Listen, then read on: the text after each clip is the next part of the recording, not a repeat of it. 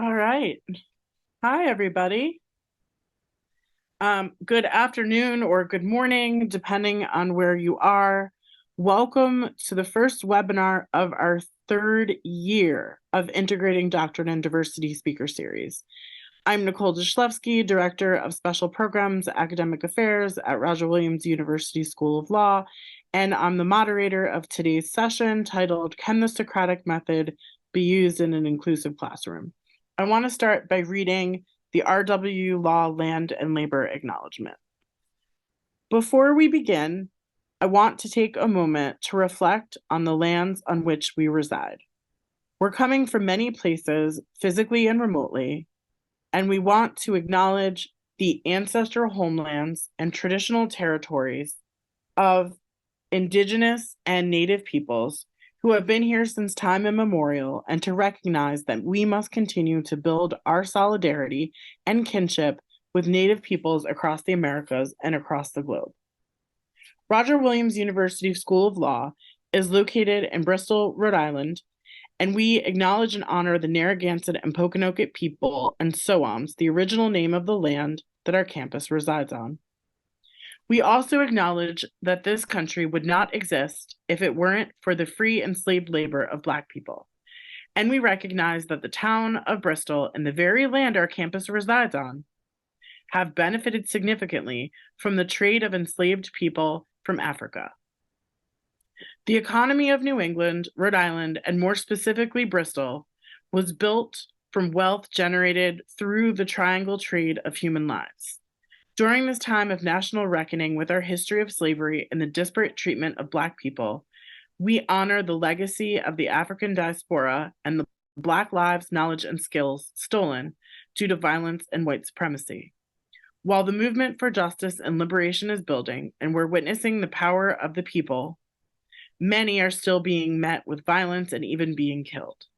As upholders of justice, our hope is to become agents of change for our members of our society who have met with violence, physical, mental, emotional, through our privilege.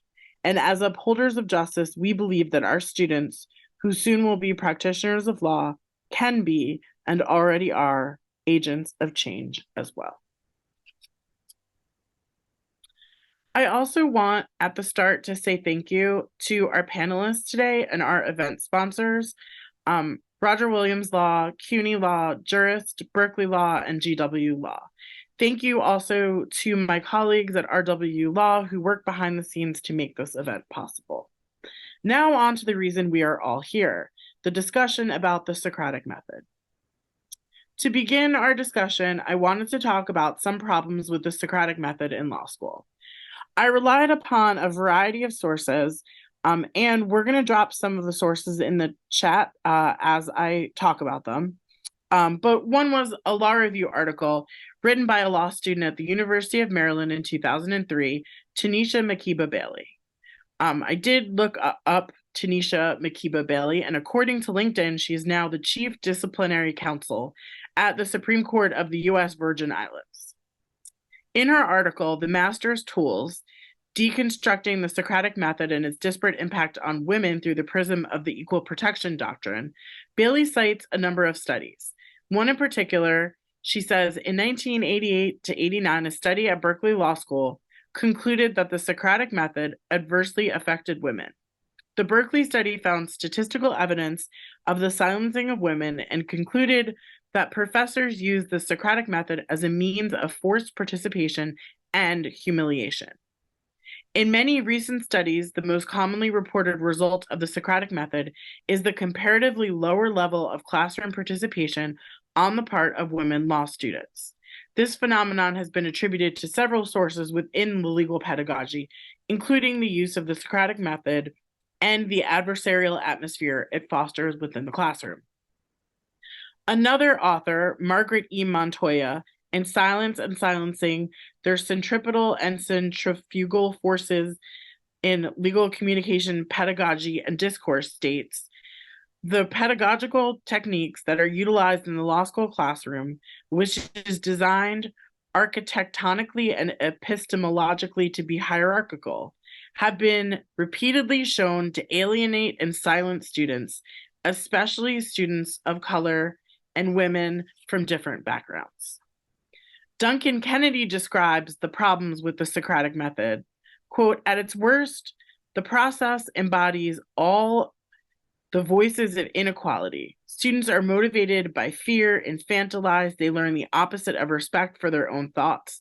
Law students are schooled in hierarchy, taught deference to power, and rewarded for mastering codes for belonging and fitting in. When I read these critiques, I quickly dismissed the idea that the Socratic method could ever be part of an inclusive classroom. But lucky for us, we have an hour and some experts where we can talk about this question a little bit further. First, I want to start with Jamie Abrams. Jamie is a professor of law at the American University Washington College of Law, where she teaches torts, legal writing, and family law. She also directs the first-year legal research and writing program and has a forthcoming book with the University of California Press titled Inclusive Socratic Teaching, Why We Need It and How to Achieve It. It sounds like you, Jamie, are literally the best person to ask this question to. Can you talk a bit about what you call problematic Socratic performances? And can you describe the characteristics of a problematic versus an inclusive Socratic performance?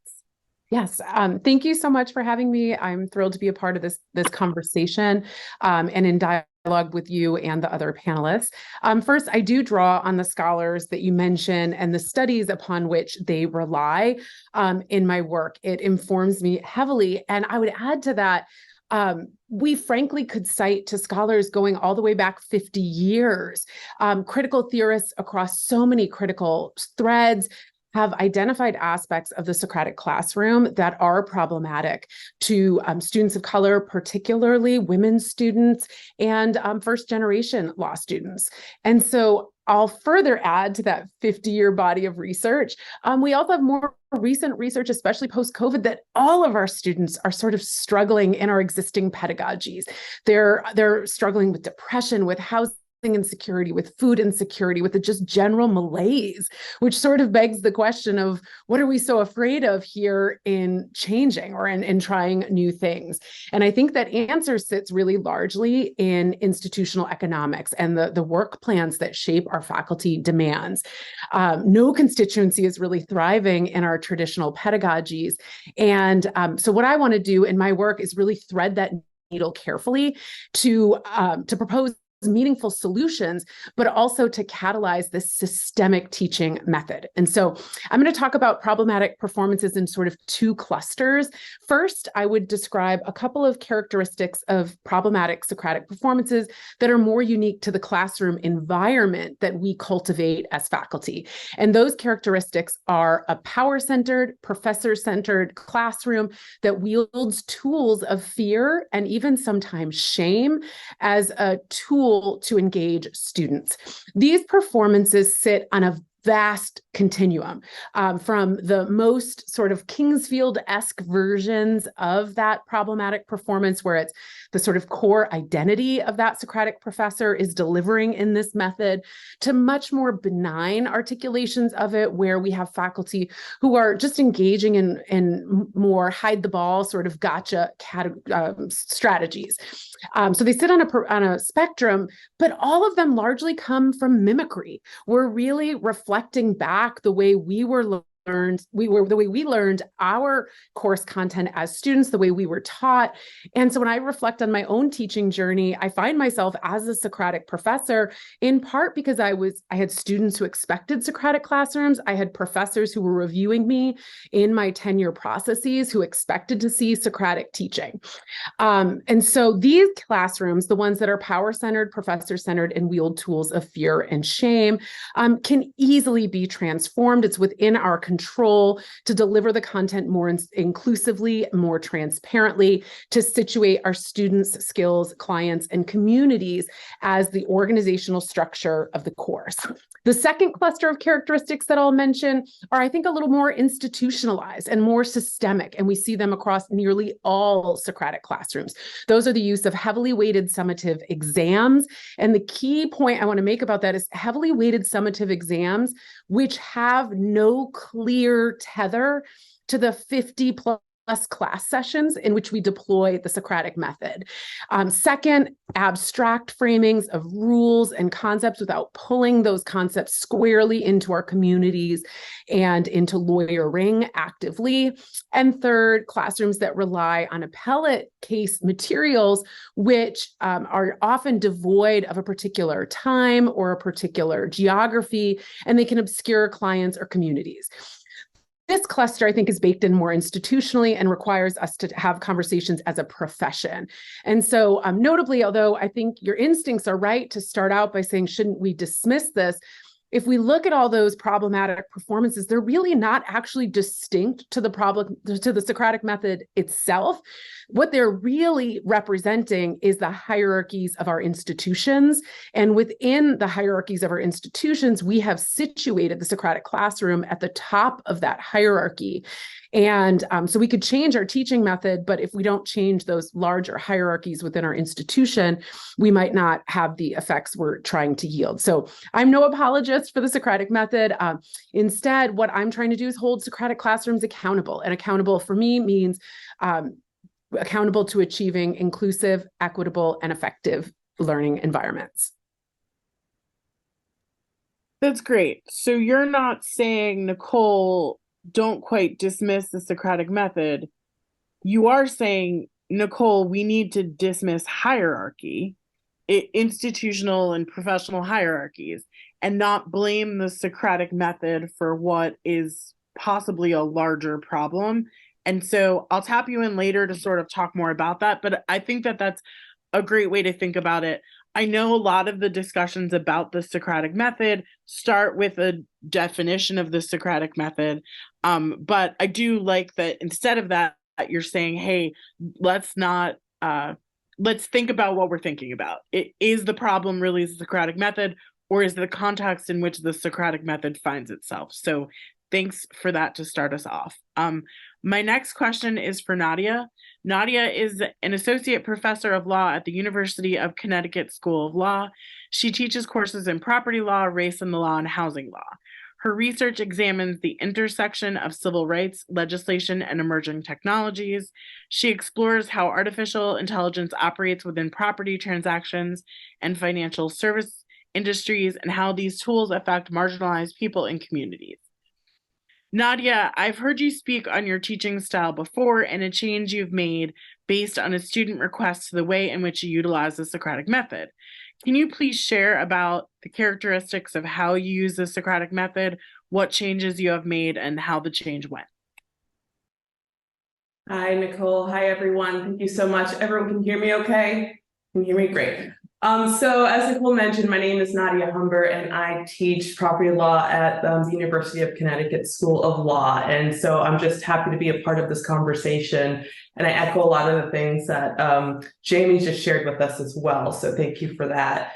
So for me, when I'm teaching property law, I'm always thinking about just the environment in the classroom and my ability to connect with my students and the ability of my students to connect with the material that I'm trying to teach them. So property law is just, one of those subjects that I would say a majority of folks just kind of struggle with just because of the depth and breadth of the law. And so I want my students to just be as engaged as possible. And that is the type of environment that I try to build.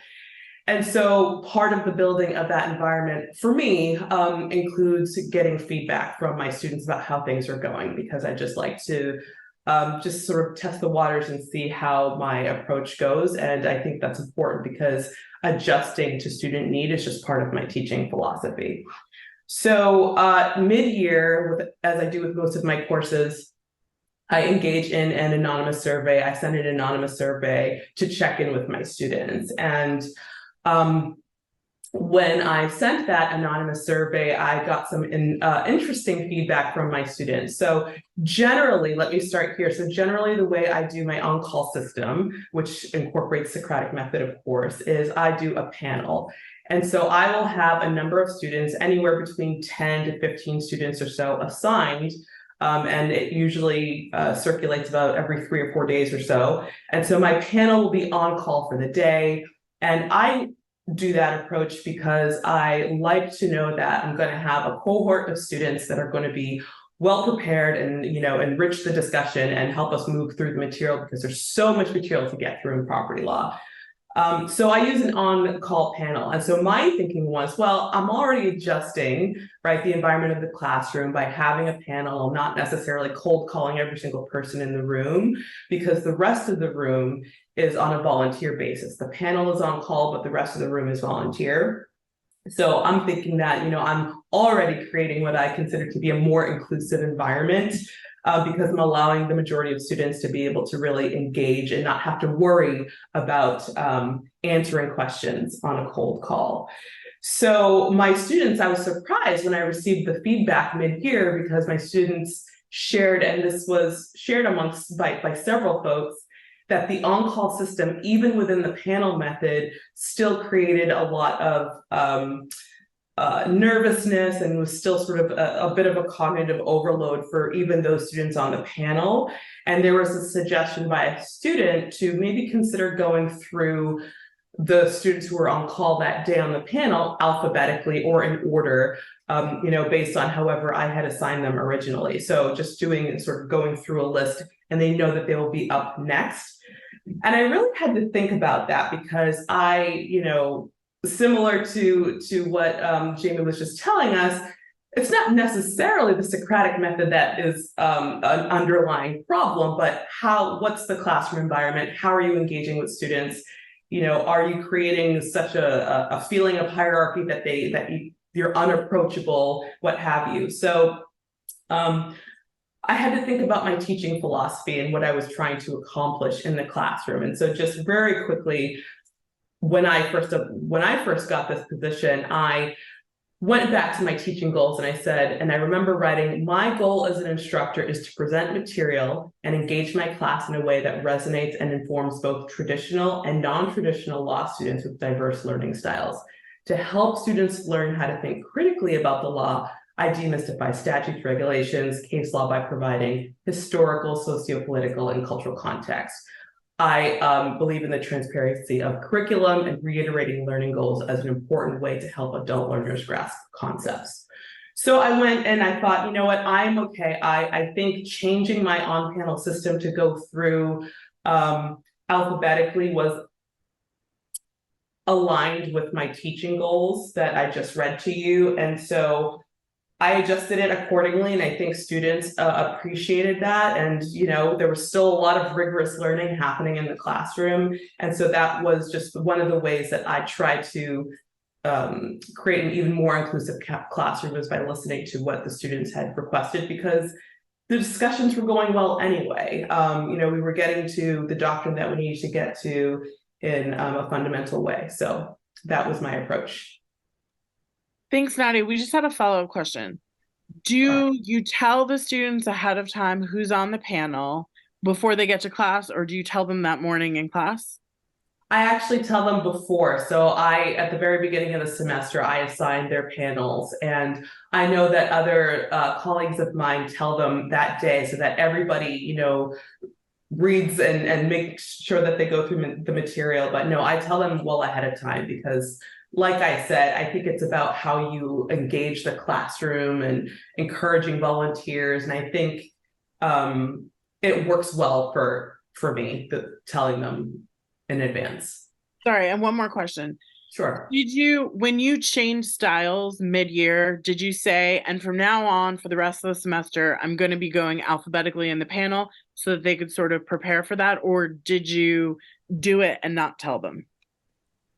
I believe in transparency of curriculum, as I mentioned, and so I always tell them why I am doing something, and I told them the reason why I was making the change, not only that I was making the change, but why I was making the change, and that it was in response to some student observations about how they felt in class. And I will be honest, some of my students felt, a little bit differently. Not everybody was on board with the change, and some students were, but like I said, I want to be as inclusive as possible. And I think, for me, if that means that I'm lessening the cognitive load of students by not having a purely on-call system, even in panel, I was okay with that.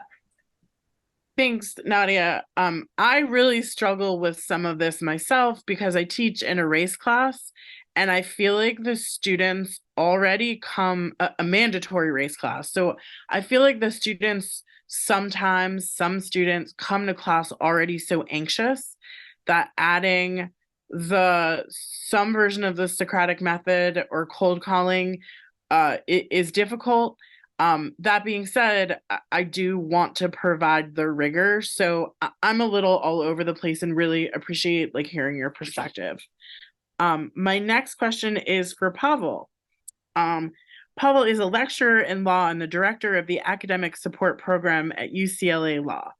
Pavel's teaching methods have been highlighted in both the Chronicle of Higher Education and the Wall Street Journal. He's won the Professor of the Year award at 3 different law schools, as well as the Rudder Award for Excellence in Teaching at UCLA School of Law. In recognition of his unique approach to teaching and positive impact on his students, he was awarded UCLA's Distinguished Teaching Award, the highest teaching honor at the university. Wow. Beyond all that amazingness, Pavel is an author of an essay in our next volume of Integrating Doctrine and Diversity, which is called Integrating Doctrine and Diversity Beyond the First Year. It is due out in a few weeks. We think sometime in November, and we are all very excited.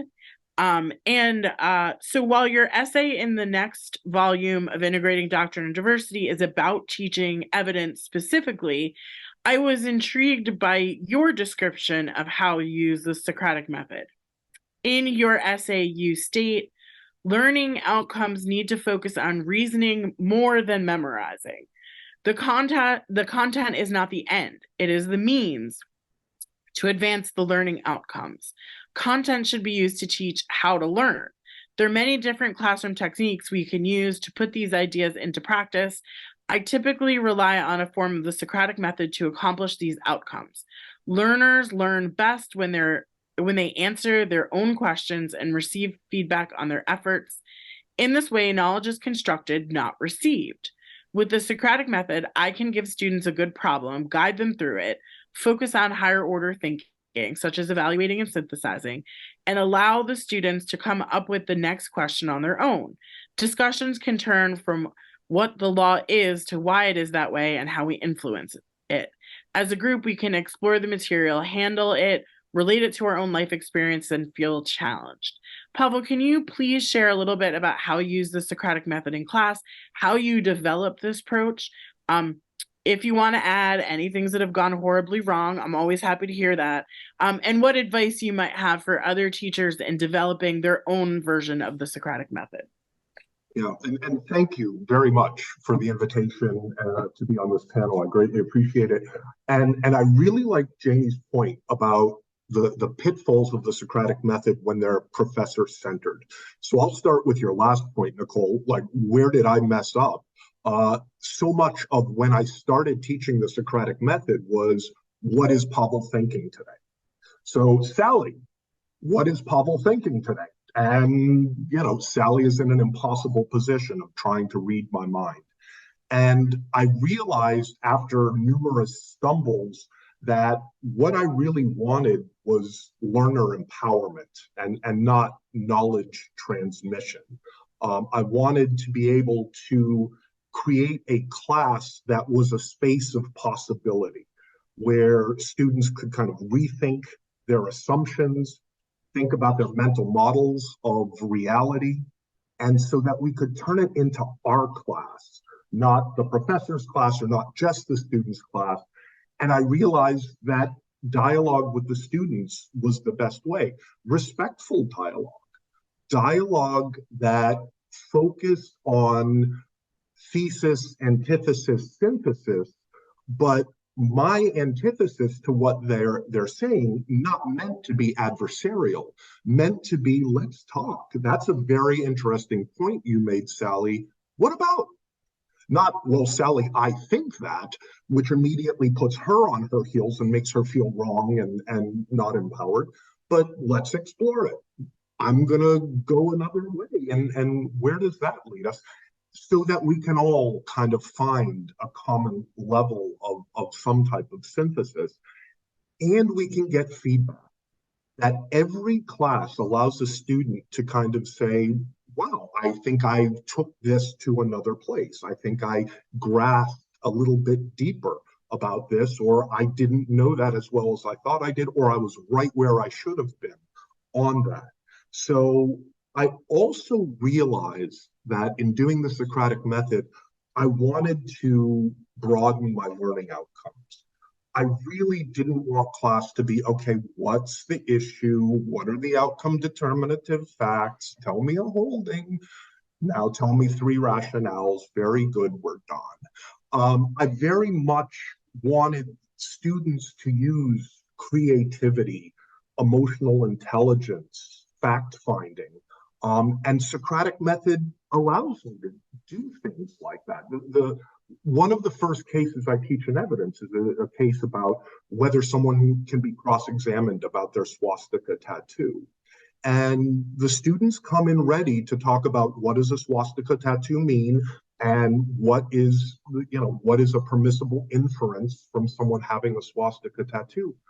I start that class by saying, how would we defend this guy? And I get a lot of silence of, wait, you want us to think about the whole wall before we think about the brick? Yeah, let's think about advocacy. Let's think about how we would frame our defense of this person before we start talking about cross-examining someone with a swastika tattoo. And so it allows students to use all sorts of strengths in doing that, like their emotional intelligence or the fact that they can spin doctor facts so well. And so that methodology, combined with respect, combined with humor, I may not seem it, but I am quite funny, I think tends to build an environment in the classroom where people are excited to just brainstorm, feel like they can question anything in a respectful way, feel like dialogue can go wherever it was meant to. Every time I teach a case, it comes out differently with the Socratic method based on who my audience is. And that's exciting for me as a teacher. I'll add one final thing. It changes the way my students prepare for class. My students are reading cases like advocates and not law professors. And by that I mean they're reading cases thinking, how would an advocate use this case? Not how should I recite this case? And it's led to a number of students have told me personally and in my evaluations of a light bulb going off of, wait, cases are meant to be used, not deconstructed so minutely. So I do think there are a lot of good ripple effects for students, both in the classroom, outside the classroom, and with the feedback loop after the class. So that's, I hope, responsive to you, Nicole. Thank you so much, Pavel. We'll get back to you in a minute. And I'm going to add Allison to the conversation. Allison is the head of instruction at the University of Houston Law Library and a lecturer at the University of Houston Law Center, where she teaches a variety of legal research and analysis courses and designs the legal research curriculum. She writes and presents regularly on the importance of and strategies for integrating evidence-based instructional strategies into legal ed. Allison, Professors Catherine Bramble and Rory, I don't know how to pronounce Rory's last name, so we're going to say Bahadur, states in a 2022 article, the cognitive learning science of the last decade has demonstrated through countless empirical studies that best teaching practices, including the use of active learning, do not just increase the learning outcomes for all students. Such practices increase learning outcomes for students from disadvantaged backgrounds, including students of color, disproportionately to the point where achievement gaps completely disappear. Additionally, the best teaching practice of active learning has many other positive effects on diverse populations, including increasing feelings of belonging, increasing self-efficacy, increasing course pass rates, and providing an environment of real educational equity where historically underrepresented populations speak and contribute at equal rates to their classmates. Finally, there's a plethora of scholarly research demonstrating that not only does the still widely used Socratic method not rise to the level of active learning, but its continued use also hinders efforts within legal education to prepare students for legal practice and to create environments of educational equity where all students feel included, valued, and heard. Allison, you are an expert in law teaching and cognitive science. Can you break this down a little bit for us?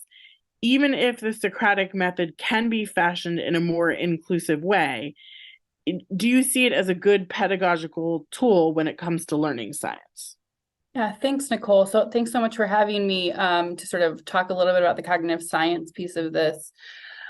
I think there's a lot to unpack here, so I'm just going to focus on a few points. And the first is that, first and foremost, Socratic method is a tool that allows students to engage in what we call retrieval practice, which is basically pulling what they've already learned or experienced in their lives out of their long-term memory to use it to apply to the problems in class or to use when they need it.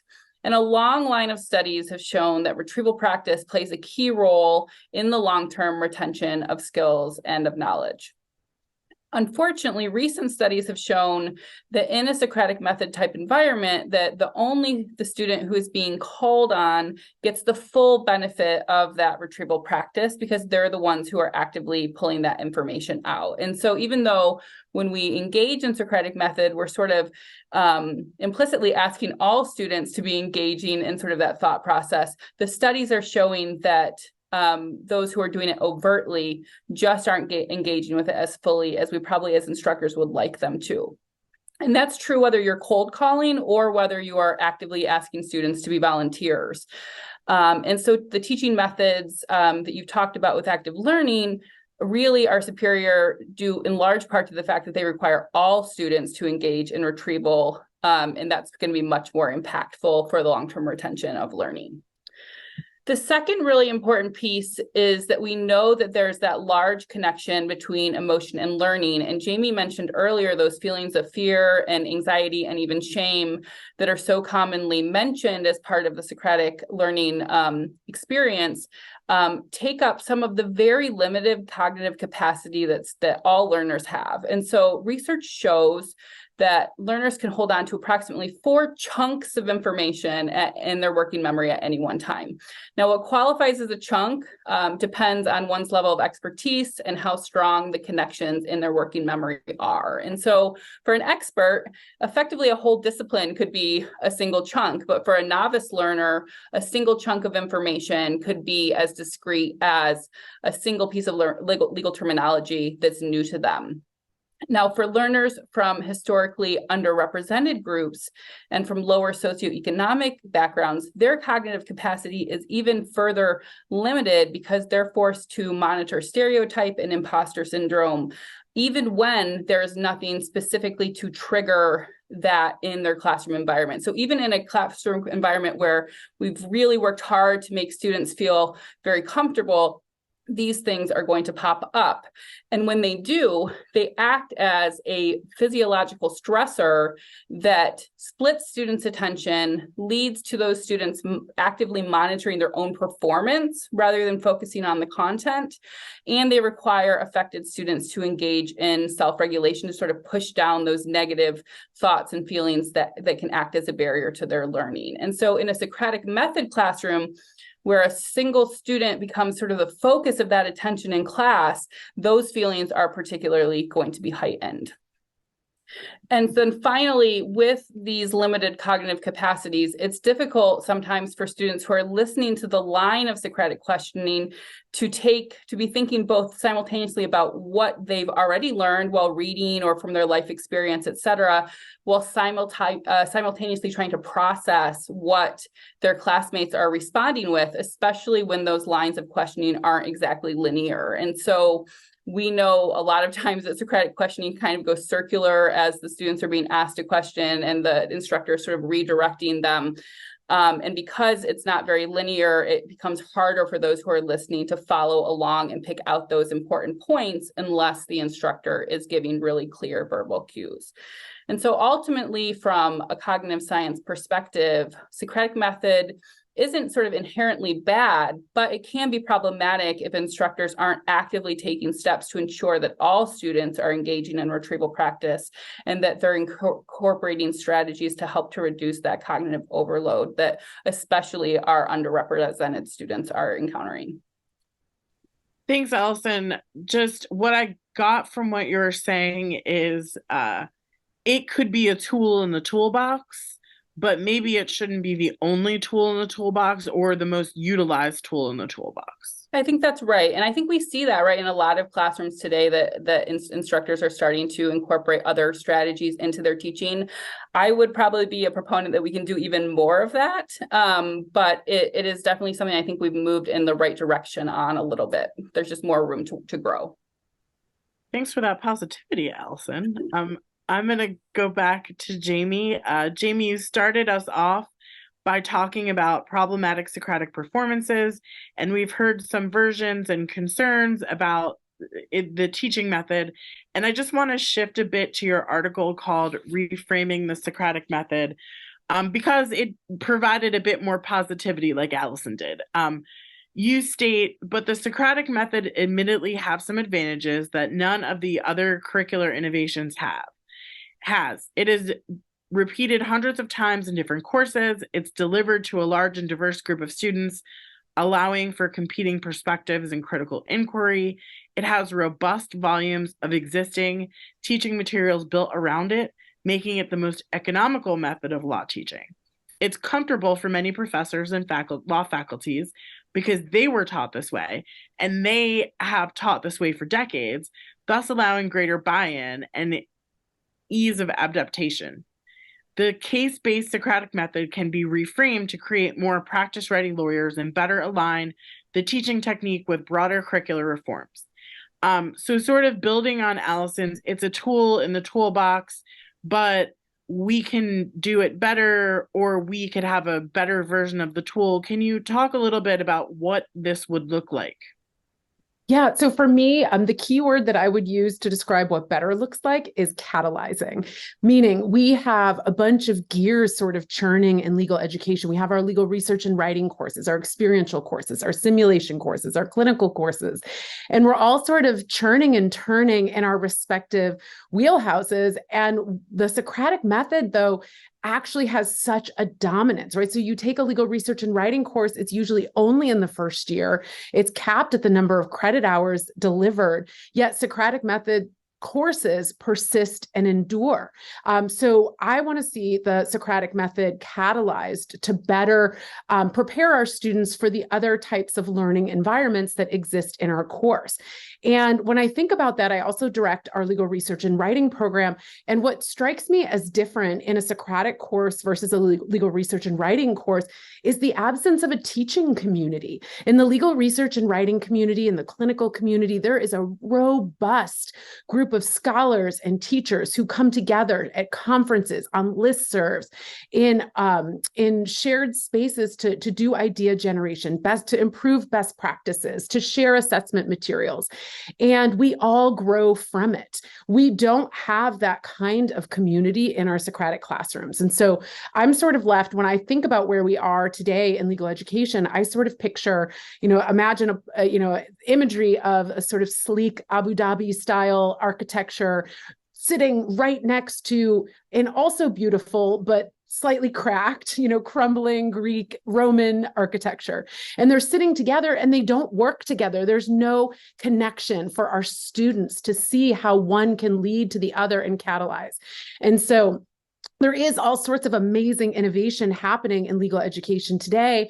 And the Integrating Doctrine and Diversity set of resources are perhaps the greatest treasure trove of those materials.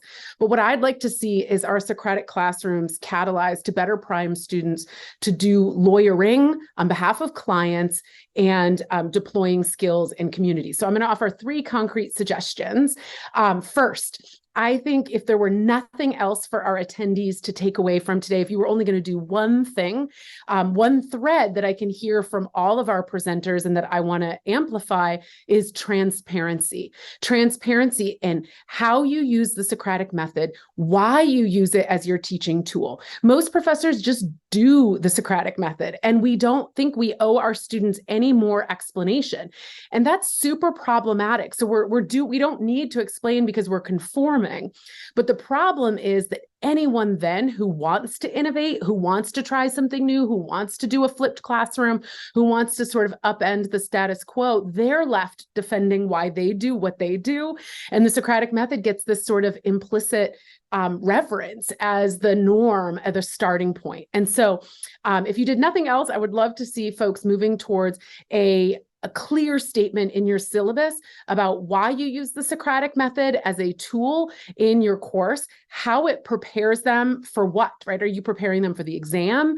Are you preparing them for the bar? Are you preparing them for lawyering? Are you preparing them, do you just want to judge whether they're prepared for class? And it doesn't have to be complex. It doesn't have to be highly technical. In fact, I'll drop in the chat momentarily some language that I use. It's not super sophisticated. It's just an invitation I'm just explaining to my students what I'm doing and why I'm doing it. And so we heard examples in Nadia's remarks and Pavel's remarks as well about transparency. Second, I would like to move, if we did nothing more using our same casebooks, our same teacher-student ratios, our same course design, our institutional curricular design, if we just reframe the way we package the questions in our Socratic dialogue, and Pavel did an amazing job describing it as well, instead of asking questions in the abstract, what are the facts of this case? And where we lose the ways in which lawyers have to actively ascertain those facts. And we instead begin with, who called a lawyer and why? What had happened to them? What caused them to hire a lawyer?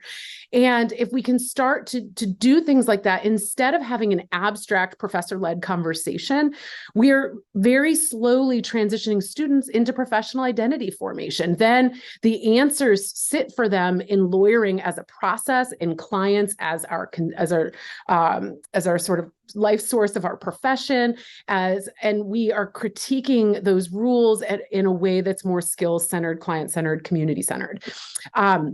We can also think about how we do that. So I always, instead of having just one student on call for the case, I think we very simply having two students on call and one representing each party lends more purpose to why we're asking what we're asking. And so it's not what happens to be the next professor, the next question your professor is going to ask you. It's following the lineage of the case. What was the law that the parties had in the lower court? How did the appellate court view that? Who won? How did the plaintiff's counsel have to go back and tell their client that they won or they lost?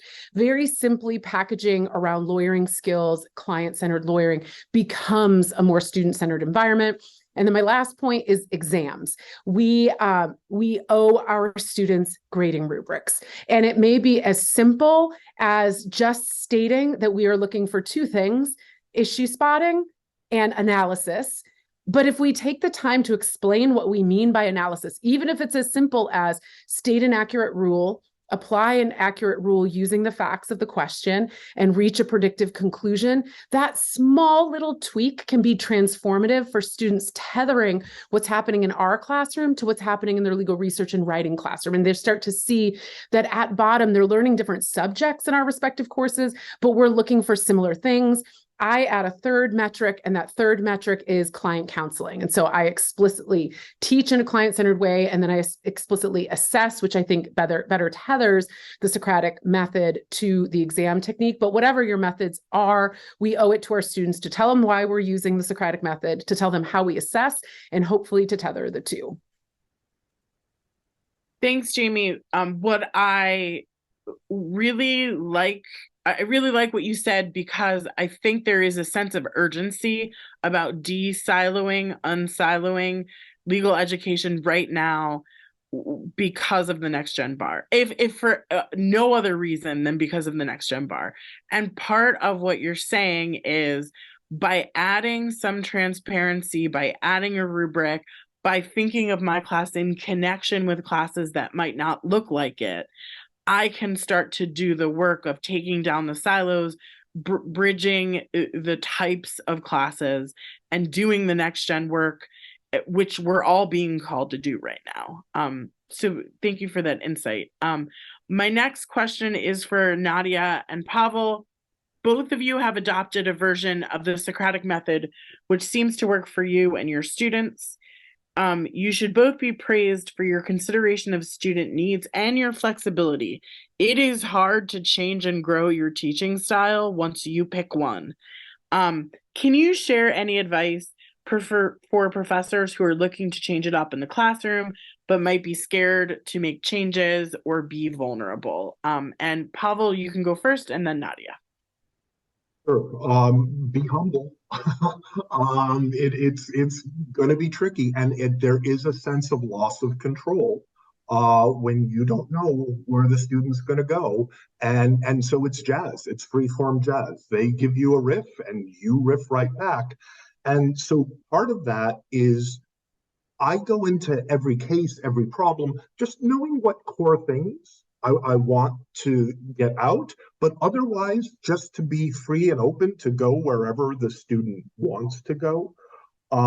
I very much am transparent with my learning goals. I will often have what I call meta moments. Well, the reason I asked you that, Sally, was because I'm kind of curious about it. And allow her to say, oh, if that's where you're going, I get it now. So those meta moments are not weakness from a professor. They're just being transparent. I also begin every class with take-home points from the last class. Sometimes I'm mushy, my questions are nonlinear, the method didn't get across. So I like to start the next class by saying, hey, I hope you all have this in your notes, and I hope these are kind of the phrases that pay from our material. So those are kind of the major things that make me feel comfortable in giving up control. Thank you. Nadia.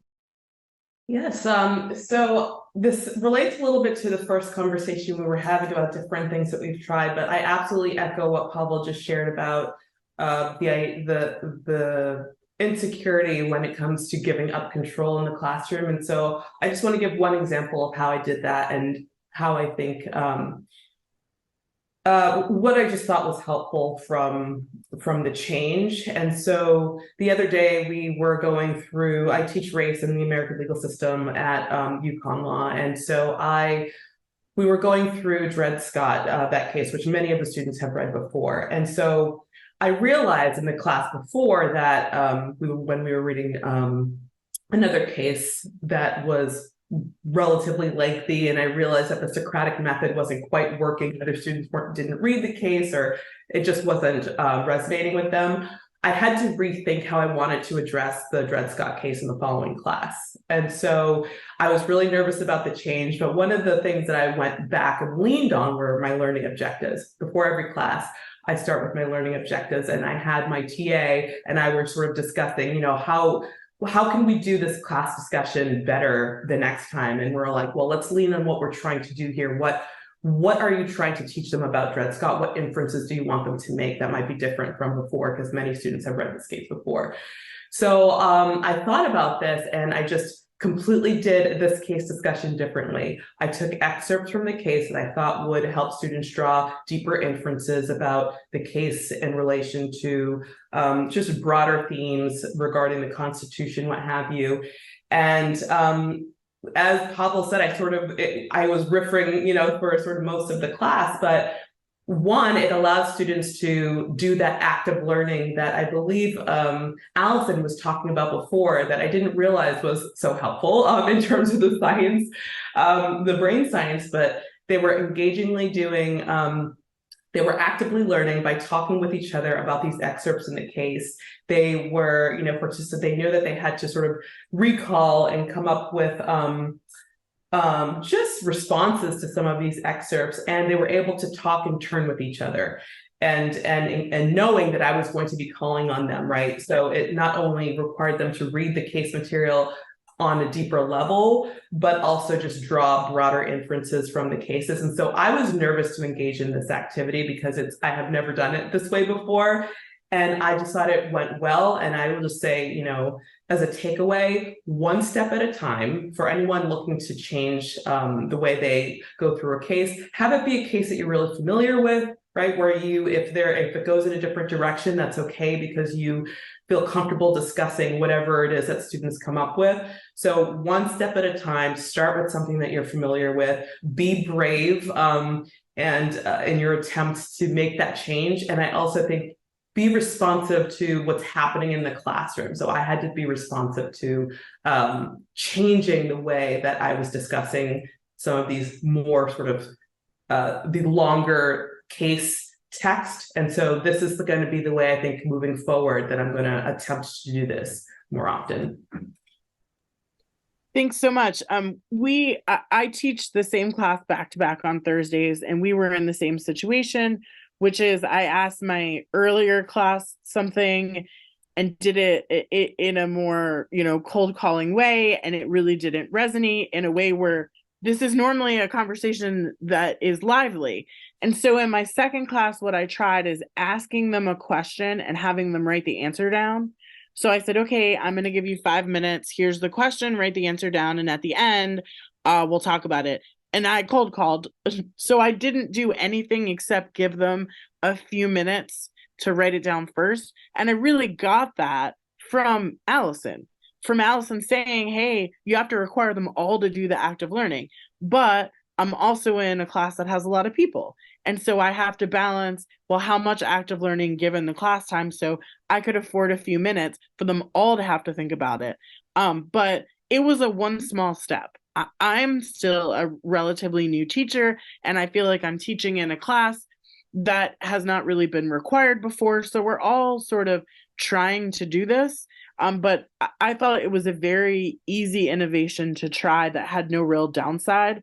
And if I didn't like it, if it didn't go well, I could not do it again. So thank you, Nadia. Thank you, Pavel. I'm going to go to Allison and follow up. Thank you, Allison, for always being my inspiration. But I have the same question for you. Using your background in cognitive science, do you have any suggestions for doctrinal professors who might be looking for a strategy which might be more supportive of learners in an inclusive classroom?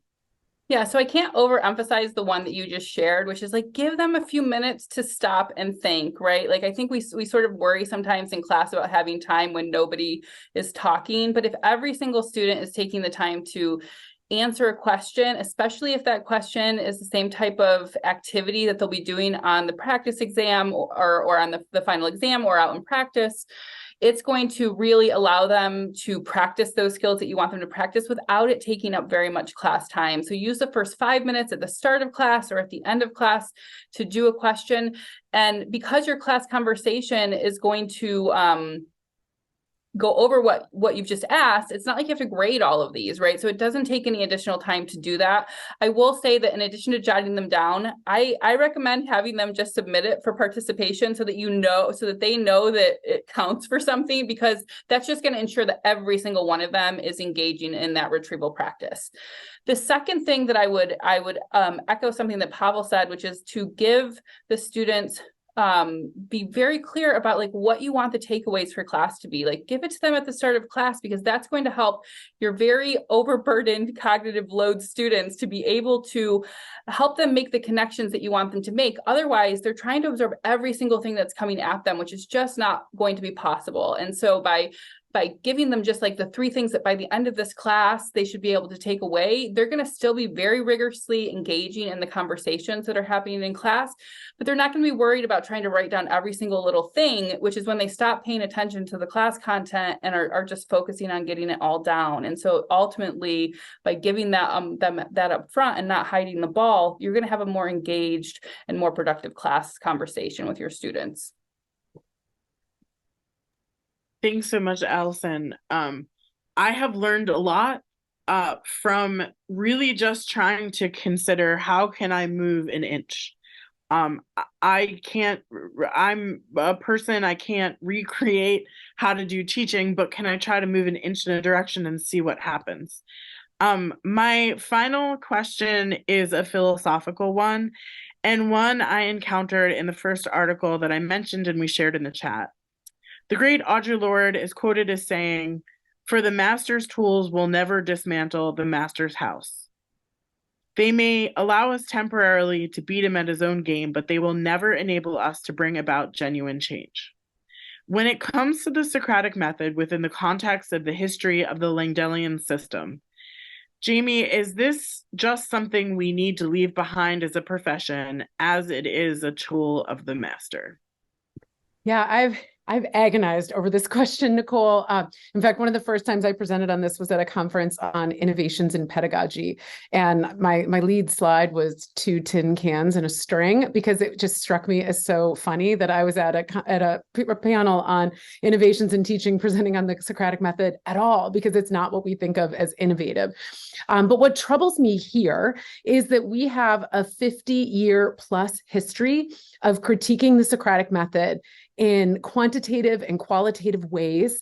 And we have almost no institutional momentum to upend it wholesale on any systemic level. Not just that, we actually go the other direction and we give Socratic classrooms presumptive reverence, and we give them this sort of implicit immunity for accountability for what's happening in there. And so from my perspective, the jury's out on where we go, but we've got to start somewhere. And the first place I think we need to start is to dethrone this sort of reverence and pull the Socratic method back in line with a whole host of other teaching techniques, not to tear it down in any way, but to make more space for innovation and to try some other things. We're currently just locked in a culture of conformity. And so we know what the problem is, but what we don't have is a roadmap forward. We don't have a menu of options to choose from. Is it lecture? No. Is it flipped classrooms? What's the new thing? So the first place, I think, is ending this sort of presumptive reverence we give to it.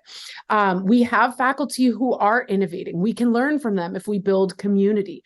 We as a profession are holding each other back through conformity. I had this great opportunity this summer to present at the AALS New Profs workshop, including in some small mentoring spaces, meeting one-on-one.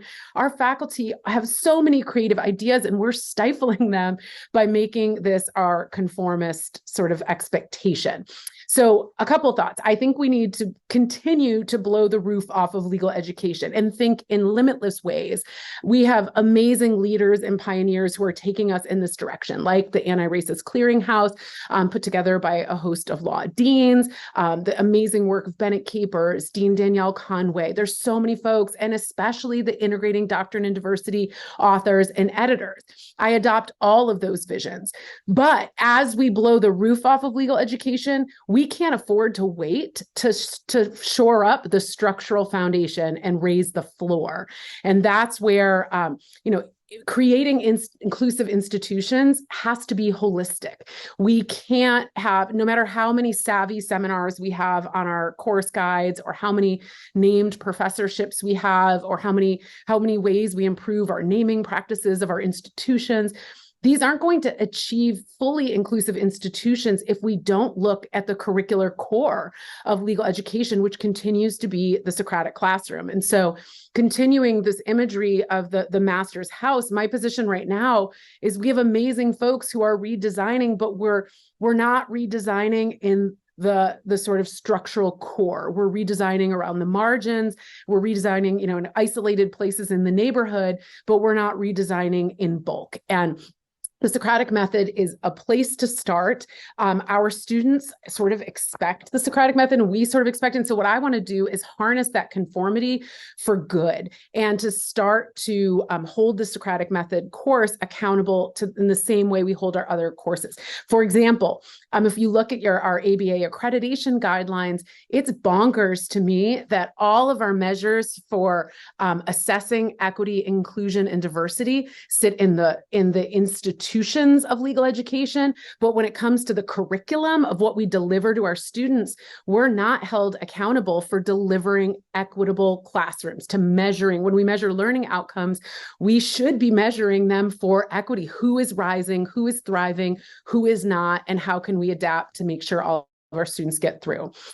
So before we decide whether to leave the Socratic method behind, we sort of have to start by holding it accountable and make space for more innovation. So I have this book coming out in 2024, and I'd be thrilled if it was obsolete by 2025, because we then found entirely new ways to deliver legal education by sparking these dialogues. But at the moment, the starting place, I think, where we need to begin is raising that floor systemically across our Socratic classrooms. Jamie, that was brilliant. And I just want to end it there. I think you said what needed to be said, and I really appreciate that. And I appreciate you pushing us forward to try things, to be creative, and to not accept the status quo, but also not run from it, and really sort of embrace the things that we can change. Thank you to all of the panelists today and everyone who has attended. Our next event is on October 4th at 2 p.m. Eastern. The topic is, how does diversity, equity, inclusion, and belonging pedagogy fit in business issues and financial affairs classes, leading with DEIB and will trust estates, insurance contracts, and taxation law classes. So I hope to see you then, and I hope that this gave you something to think about. Thank you.